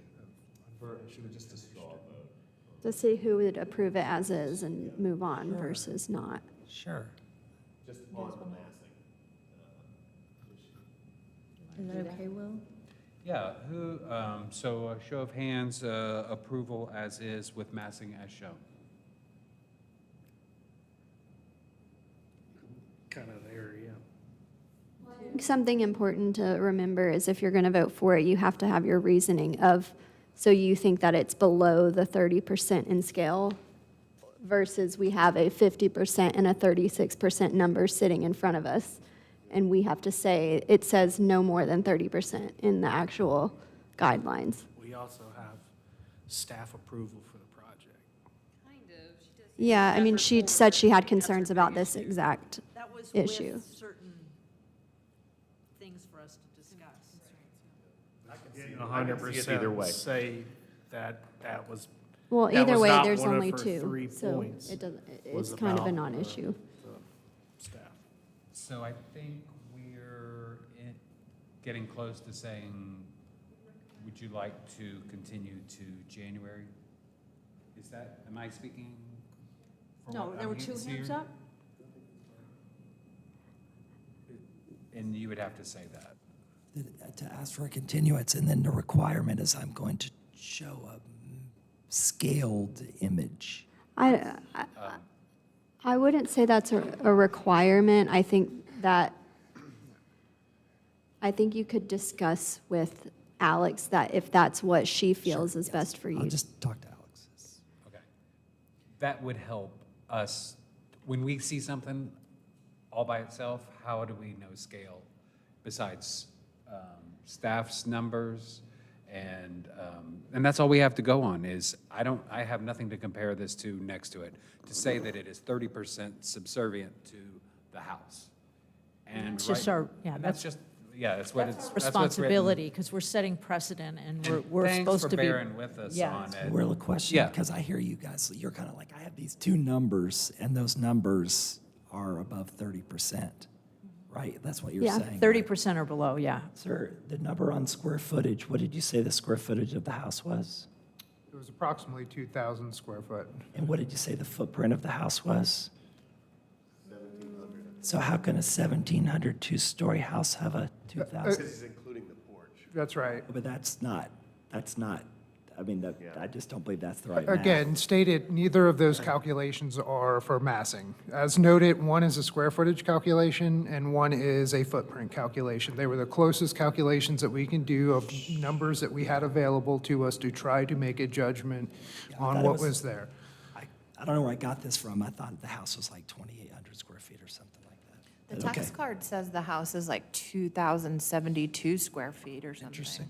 Okay. The square footage was taken from Buncombe County Tax Record Property Card, Which is not always accurate. which is not always accurate, but that's, That is again, the one of our numbers we have exhibits available here, to though, us. today. That's, the Part of tax card is scale our to your exhibit. advantage is, like you said, the height of it. Height. And the roof. And so there's a lot of volume there that maybe it's there. Okay. We just don't have the information. We're just trying to mind the guidelines. We're trying to be respectful. Understood. And Alex can even listen to this recording, for example, and know kind of like our train of thought on things and know what we're looking for and what we're missing, and her other staff can help Yeah. as well. So I think we'll be able to get there in January. Okay, Yeah. thank you, guys. Would you like to continue? Let's continue it. All right. So all in favor of 123 West Chestnut being continued to the January 2026 meeting? Is there a motion? I'd like to make a motion to continue. Second. All in favor? Aye. Any opposed? Thank you so much. Yeah. Okay, the next is 71 Starnes. I'm going to recuse myself from this because the applicant is a client, and Chair Oliva is going to take over. And I need to have a vote on on that, would you like to lead a vote on recusing me? So a vote on having me, all in favor of me taking Will's place for this particular property. My recusal. His recusal. Aye. Aye. Aye, yes. Did you all approve? It actually is necessary as part of the rules of procedure, because if you don't, then it's not an excused reason. So I just didn't hear everybody. Everybody said aye? Aye. Anyone opposed? Okay, thank you. Your final item is 71 Starnes Ave. This is another property in Montford Avenue District. It is a one-story structure constructed prior to 1917, and what they are proposing is modifications or removal of a deck in the back and a small addition with a garage underneath. As we can look at here, here's the existing building, the rear of the structure now. As you can see, there's a deck, what appears to be an addition at some point in time with a shed roof on it. And then obviously a parking area, unenclosed parking area underneath. This is a plan of what is being proposed. You can see the existing on the left with the deck and one kind of bump out area. And you can see on the right, essentially, they were going to put an addition to enclose the remainder of that little nook or niche, I'm going to call it, build a new deck off of that. And then you can see enclosed underneath the deck for a parking area with a garage door. The roof lines, as you can see, are changing some from the shed roof will be removed and hip roofs will be placed on there. Side elevation here, you can see screening also is being proposed for the upper deck, so that lattice type screening would be there. Also would be stuccoing the CMU block that you see in that image as part of this application. One note concern that staff had noted was the addition, the rear addition is not inset on the corners as our guidelines recommend, and the applicant will come up and talk about that a little bit. The new replacement windows are wooden door. We have since received additional information from the applicant, and the windows will be wood, not aluminum clad. The other concern also has been addressed with a 4-1 window has now been changed to a 6/1 window. And then the staff has also asked for a couple of additional pieces of information here, which is the calculation, the square footage calculations, which has been provided, which is 208 square feet.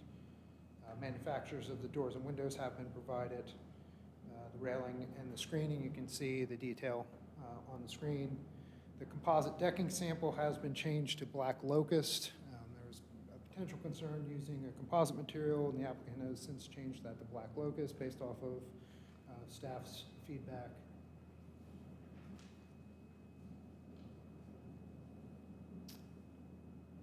And generally, outside of that, outside of the inset of the addition, I believe staff's concerns have been addressed and generally supportive of the application. So what you're saying is really it's just the inset now?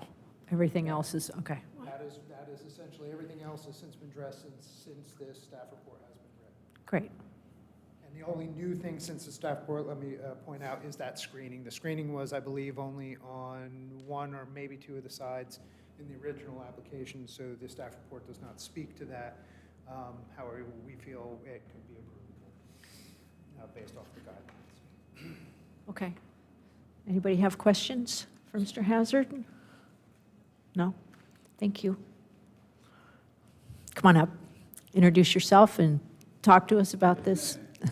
My name is Andrew Willett. I'm the architect for the client, the Kirk Goshers, and I've been an architect for about 30 years, self-employed for about 20, and worked on a couple hundred houses, 3 of which are in the Montford area. So I can go up and down, and that gets me places here? Yep. Okay, great. The house itself is, is more of a, a craftsman house versus a bungalow. You sort of look at the elevation here. There's not a whole lot going on. It doesn't have brackets. The front porch is at grades. There's no railing there. There's even some lattice work on the side here for screening. There's just not a whole lot of detail to it. It's a lovely house. It's really nice inside, but there's not a whole lot going on here. As you look at the roof line here, you see that there's kind of an L-shaped roof that we can pick up a little further down the road here, maybe. Don't get the roof line here, but that's okay. When we look at these images here, there's basically an L shape that's over the main body of the house, and then also perpendicular to that gets us an elevation of ridge. The entry porch slides up underneath that. You can even see the crown or the cornice underneath that high roof, which we'll talk about in a minute. We talked about the scope of it. As we look at, one thing that isn't correct here on my elevations, but if we look at this addition to the rear, it actually has that sort of 18-inch exposure asbestos siding on it, and we're going to shuck that off and take, I guess I can move this mouse around. There we go. Yeah, great. So, the existing siding, which is a 4.5-inch exposure, with a 1/2-inch butt siding, and we're going to take that same siding and bring it over to this plane. This additive structure, I don't know what this was, or if it was a sleeping porch, or if it was just an addition, but it actually has like cap block down here, like the majority of the foundation is cap block, which is sort of this thinner profile block. It's just sort of weird. It's like they picked it up at a refuge or something, I don't know. And then you can see it has this shed roof on it. Regardless, we're going to take that same texture and bring it over onto this element. Because this is the heated part of the house, we want to take and put the high roof, because there's, as we talked about, there's sort of that lower roof lower roof that's at the porch, the high roof that's at the main house. So when we get our new kitchen work, it's not new, this area right here, I'd like to put a high roof over that zone, which is the same roof that's over the main part of the house. When we get to the porches here, I'd like to put the same low roof that is on that front porch. So that seems to make pretty good sense to me. When we get over to this area here, because the existing, can I sit down and like do this? Does that bother anybody if I sit down? It's so No. weird to crouch. Is that offending anyone?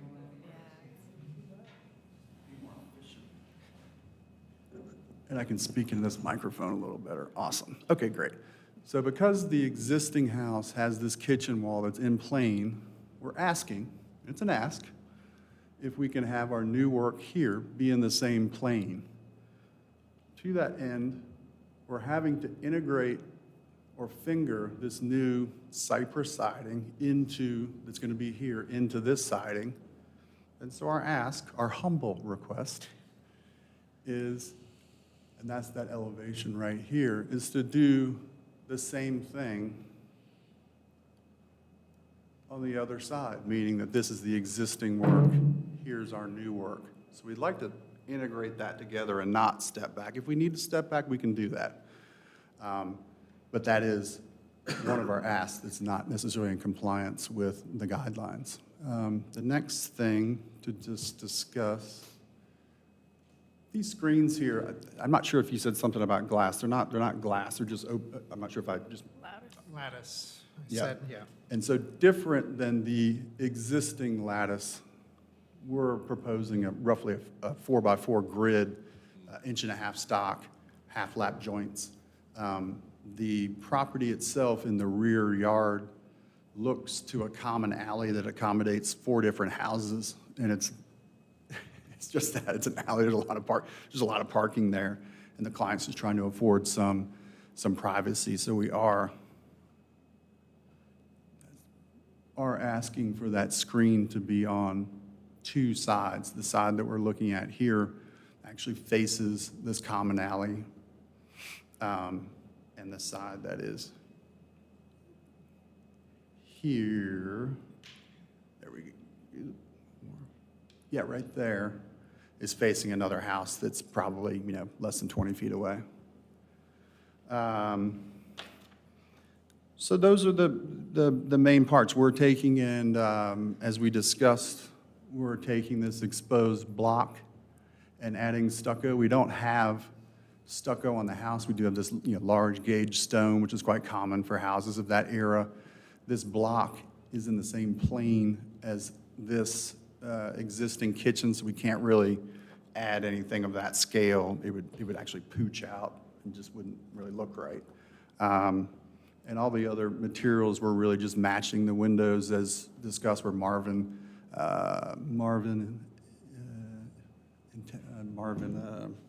the best one, I forget the actual name of it, but in Doug Fir, all of the windows, regardless of scale, have the same 6/1. All the windows have the same proportion of 1 to 0.66 technically. But from whether it's this to this, they are the same proportion. At this particular elevation is where a kitchen countertop is, so we needed to raise that sill up. The sill is roughly about 2 feet off the ground in that particular location. So those are the things I'd like to present to you. Does anyone have questions for the applicant? I have questions about the inset. Yes, ma'am. So how do you feel about changing that so we have a little different? I forget if the guidelines say, is it 6 inches or a foot? It talks about it in reference to decks, not necessarily porches. And talking to Alex, she says, well, it doesn't really discuss. That's a good question. It doesn't say like an actual amount, but it does say that inset additions from rear building corners. If we could do, the siding itself is mitered at the corners. It's cypress, and it's hard to, let me get one more frame here. Yeah, you can sort of see it right there. Those corners are mitered. If we took it 6 inches in, we could get a decent miter out of that. And if we inset the additive work being the bathroom and then also the deck. So let's go to this frame here. So if we were to take this wall here and inset it 6 inches and additionally that deck line and bring that in 6 inches, we feel good about that. Okay. Especially if it makes everyone here happy. Right? Yeah. Is that That's preferred. Done. okay? He's In willing to bargain. contrast, in He's going to contrast to bargain. the previous person, done. And I Okay. apologize about speaking out of turn earlier. I was trying to offer help and I was not asked to So there's give help. you can pay the fine when you leave Apologize later. to the chair. Okay, and then let's talk about, let's go back to where you're going to change the materials on the building. You wanted to change, so you want to, that's not, So this panel right here actually has the asbestos siding on it, and that is shown in error on the original, on this drawing. That's actually that wide gauge asbestos siding. So if we go to this photograph here, you can see, this plane and this plane are in the same plane, and we're Right. trying to shuck off this asbestos and put the same. is that an addition to the building? I honestly don't know. I don't really understand. That's where the kitchen is, and in looking at the house, we don't really have, it's an addition to the building, which we It agree with. just looks like maybe it was, I don't know. Anyway, sorry, go ahead. The windows aren't original. The windows that are here and here don't match one another. It's just sort of a odd timeline, and I'm like, been looking at it as an architect, like, was the kitchen here? I don't get it, to be honest. And that cap block I was talking about is right actually there. lower. It's almost like it was a recessed sleeping porch that they infilled. I just don't know. Okay, but there was a rendering where, can we go back to the rendering of what you want to do there? Yes. And so that's this panel here. That's all this is existing. All this is existing. I'm just changing the shed roof that's shown right there. I'm proposing putting a hip roof on top of it. Okay. That. I think the roof is a good idea. I don't know about the stucco. Is it because the pebble dash or whatever you're calling it, is that cap block just really so hideous that you want to hide it? It's just painted right now, and it just doesn't, it's telegraphing it's telegraphing those joints through, because it really is just painted through, and you can see the, like I say, the coursing of the cap block, and then as you get up a little higher, it switches to regular size 8-inch block. And attaching, wood to it, meaning if we were to, this is a wood frame wall below, there is, that's just the lower level of the house. There's no way to really attach this, wood material to that. So the stucco is sort of an easy solution. And admittedly, it is I guess our third texture. And I do clearly admit that. Well, it's economical. If you want it different, that would be I'm right here. I know, but you're speaking softly. Okay. It is the easiest thing. If you want to not see that cap block, that would be the most obvious thing. And keeps this in plane, it just has a modest thickness, like putting stone on it would jump out, and we're never going to match. This is the same type of stone that was on the previous project we're looking at, that big gauge gray granite that's just really chunky, and you can't get that in a thin shape, and it would, it would jump out, gosh, a foot almost. Have comments on that? Okay, so now let's talk about the lattice. Yes. Here. Yeah. Yes, ma'am. Is there other buildings that have that? That looks modern to me. My house had on it when we bought it in 2020, just like that, on the front. But was it original? Yeah. So what I'm proposing is not just, and you can see it on the rear here too, this is truly lattice, just that thin gauge 1/4 inch by 2 stuff. And what I'm proposing at least is substantive. It has a similar profile, I'm not going to deny that, but it's 2-inch stock by 2-inch stock, basically the same as the railing stock. So it's not just thin little cheapy lattice. And is it a permanent installation, or is it something that's just hung there? Yeah. It is drawn as a permanent installation. It could be hung, but it would just sort of. Well, I think the point is, can it be taken off so that for a historic house, we like things that if you add on that you can take off. It could definitely be taken off. Okay. We could fashion it such that it was just literally on. I think hooks, that's a and good idea. That can be easily done. Okay. You could even have that not as part of your plans, but do that like curtains. You're hanging, shades on people all over town have Yeah. shades and curtains Correct. on their Yeah, porches for you know, privacy. Western sun coming at you and stuff. Is there a specification for your garage door? It is going to be, everything on the house is painted, the trim is painted white, and the entry door is actually black. Can you say that louder? Moroccan Spice. We would not be painting the garage door Moroccan Spice, however, though. So I think we would probably just paint that white to match the trim. So we've got mostly black windows and doors as far as the cladding of them go. Is it wood? Yes, sir. It'd be hardboard, and it would be painted white just to sort of fall away with the trim color. That's like a staff approval too. We can put that in if they're. Okay. Okay, anybody else have any comments or questions for the applicant? Thank you. Thank you. Okay, commissioners? Opinions, thoughts? I'm with you on the lattice. I think that it looks way too new. I mean, we're supposed to discourage it to begin with, Yeah. but then it has to be historical looking if it's going to be approved. Where So- does it say that we discourage lattice?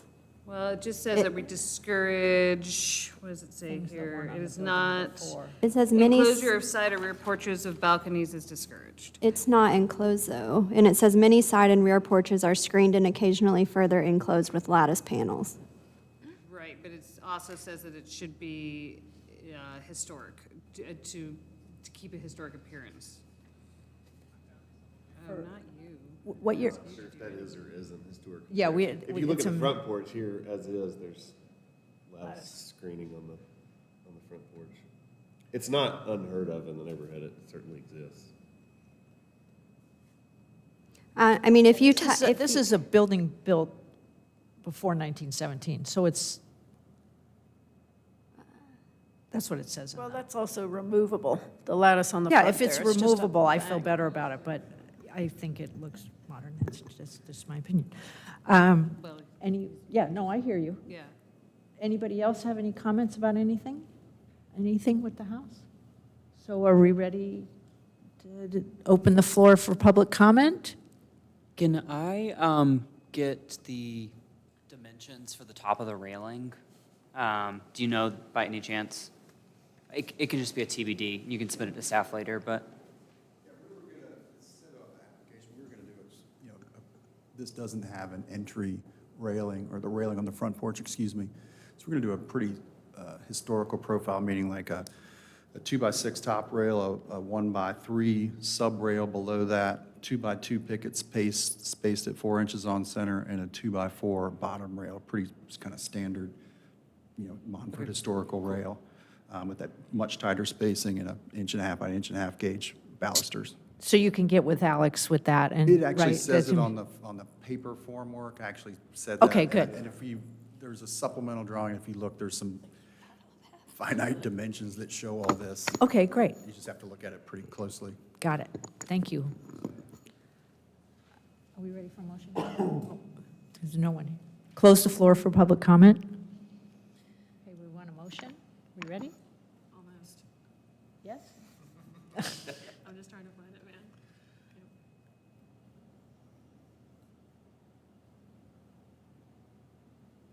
I got it right here. You want to read it here?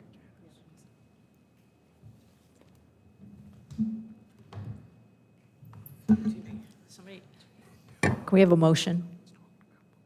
Guys, hello?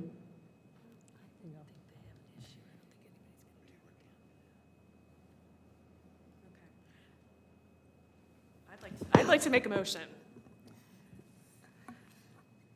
Chairperson, based upon the evidence presented to this commission, including Exhibit A, application and project description, 5 pages, Exhibit B, elevation, renderings, and floor plans, 8 pages, Exhibit C, owner affidavit, Exhibit D, photographs, 24 pages, Exhibit E, revised elevation, renderings, and floor plans, 8 pages, received 12/4/25, Exhibit F, and the commission's actual inspection and review of the subject property by all members. I move that this commission approve the certificate of appropriateness based on the following. Come on. Okay. Number one, that the application is for the removal of existing deck on the rear elevation, modification of the existing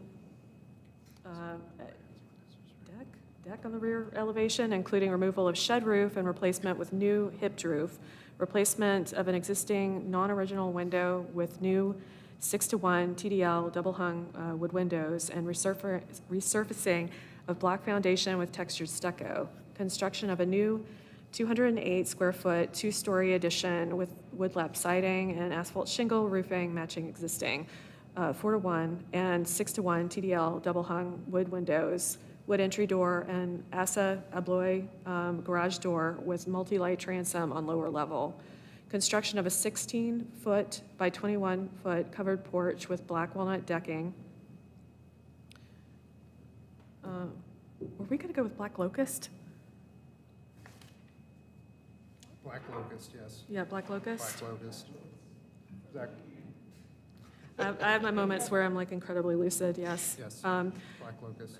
Painted white wood railing with 4-inch, that is nice, 4-inch wide top and bottom rails and 2-inch square pickets spaced 4 inches on rear, and painted white removable lattice screening above railing on rear and east elevations. All work will be completed in accordance with approved and attached drawings and plans. All permits, variances, approvals are, as required by law, must be obtained before work may commence. Number 2, that the standards for additions found on pages 88, 89, porches, entrances, and balconies on pages 72 to 73, windows and doors on pages 78 to 79 on of the Montford Historic District Design Review Standards adopted April 14th, 2010, and amended December 11th, 2019, were used to evaluate this request. Shoot. I can't scroll it down. Dang Number 3, the application does meet the design standards for the following reasons. A, new addition will be inset and sited as inconspicuously as possible on the rear elevation, where historic character defining features are not damaged, destroyed, or obscured. B, addition is designed to be compatible with the existing building in height, massing, roof form, and pitch. C, windows in addition are similar to those in the original building in their proportion, spacing, and materials. D, new porch is on the rear elevation and is compatible with the existing structure in terms of roof form, scale, details, material, and color. E, new windows and doors will be wood. Number 4, that the action improvements proposed in this application before us for the certificate of appropriateness are congruous, like with the special historic character of Montfort Historic District. Second. All in favor? Aye. Any opposed? Motion carries. Based on the foregoing findings, for this reason set forth therein, I move that the certificate of appropriateness be issued. Second. All in favor? Aye. Aye. Opposed? Great, thank you, guys. You want to go get Will?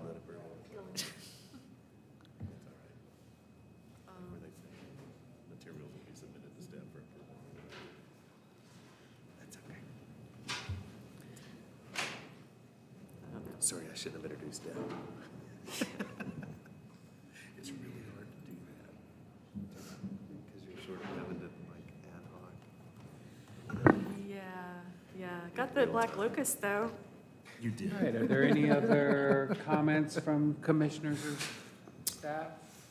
I have a small announcement / invitation. Just before this, I was doing a tour of the Art Museum with Pam Myers, and she wanted me to specifically invite everybody here to come to see, there's only there's about a month left of the Lasting Legacies exhibit over there. It is architecture by Richard Sharp Smith, Douglas Ellington, and Albert Heath Carrier. It is an incredible exhibit. We all have a responsibility, actually, kind of, I think, to educate ourselves about Richard Sharp Smith, considering Montfort and all things thereof. It is an amazing collection of architectural drawings, and there are 2 things she wanted me to specifically invite this group to. Next Thursday, Bruce Johnson, who hopefully most of us are aware of who he is. He's an amazing architectural historian here in Asheville, and he's doing a guided tour of the exhibit.